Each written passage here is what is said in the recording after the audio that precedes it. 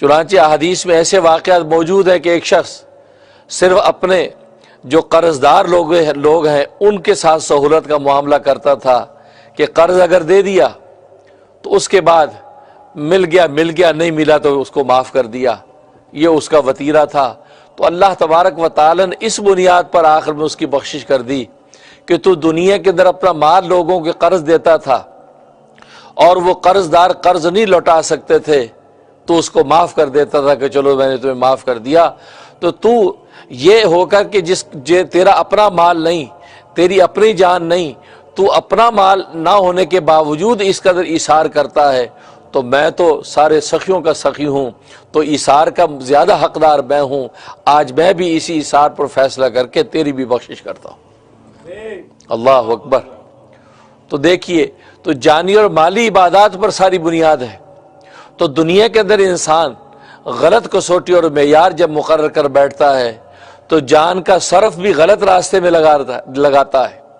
آنکھ اللہ نے جس مقصد کے لیے دی تھی اس مقصد کو پورا نہیں کرتا بلکہ کسی دوسرے غلط مقصد میں آنکھ کو صرف کرتا ہے۔ زبان جس مقصد کے لیے دی تھی اس مقصد کے اندر اس کو پورا نہیں کرتا بلکہ کسی غلط مقصد میں اس کو استعمال کرتا ہے۔ اور میں نے بتایا تھا خوش نصیبی کی بنیاد یہ ہے کہ جس مقصد کے لیے وہ چیز پیدا کی جائے اس مقصد ہی کے اندر استعمال ہو تو یہ خوش نصیبی ہے۔ تو یہ زبان کو غلط جگہ استعمال کر رہا ہے، اس کا مطلب یہ بد نصیبی کے راستے پر ہے۔ یہ آنکھوں کو غلط جگہ پر استعمال کر رہا ہے، حالانکہ اللہ نے آنکھ اس کو اس مقصد کے لیے نہیں دی تھی، وہ کسی غلط مقصد میں آنکھ کو استعمال کر رہا ہے، تو اس کا مطلب ہے کہ یہ بد نصیبی کے راستے پر ہے۔ کان جس مقصد کے لیے پیدا کیے تھے، ناک جس مقصد کے لیے عطا کی تھی، ہاتھ پیر کی قوت جس مقصد کے لیے اللہ تبارک و تعالی نے دی تھی، اس مقصد کے لیے اندر جب استعمال نہیں کرتا تو اس کا مطلب یہ بد نصیبی کے راستے پر ہے۔ اس لیے اپنی اس تخلیق کے اصل مقصد کو سمجھا ہی نہیں ہے، یہ کسی دوسرے راستے پر چل کر بد نصیبی کا راستہ اختیار کیے ہوئے ہے، اور جو بد نصیبی کا راستہ اختیار کرتا ہے وہ دنیا میں بھی ناکام اور آخرت میں بھی اس کی نجات کا کوئی راستہ نہیں۔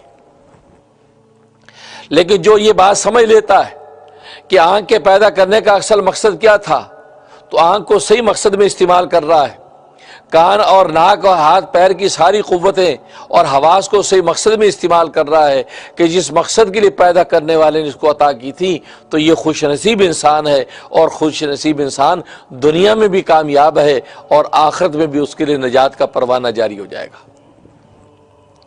تو گویا کہ دنیا کے اندر انسان کسی بھی راستے سے مال کو حاصل کرنے کی کوشش کرے اور وہ سمجھتا ہے کہ میں خوش نصیب ہوں۔ قارون کا خزانہ قارون نے جمع کر لیا اور قارون اپنے آپ کو خوش نصیب سمجھنے لگا، اور وقت کے پیغمبر سے اس نے ٹکر لے لی، وقت کے پیغمبر کی عزت اور منصب سے وجاہت سے جو جیلس ہو کر اس نے ان کے خلاف سازشیں شروع کر دی۔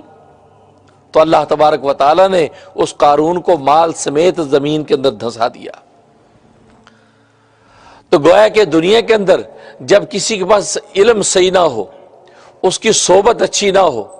اس کا مال جو ہے وہ حلال نہ ہو، تو اپنی خوش نصیبی اور بد نصیبی کی کسوٹی معیار مقرر کرنے میں ہمیشہ مسٹیک اور غلطی کرتا ہے، اور جس کے نتیجے میں وہ دنیا میں بھی خائب و خاسر ہوتا ہے اور آخرت میں بھی اللہ تبارک و تعالیٰ کے ہاں اس کے لیے نجات کی کوئی صورت نہیں۔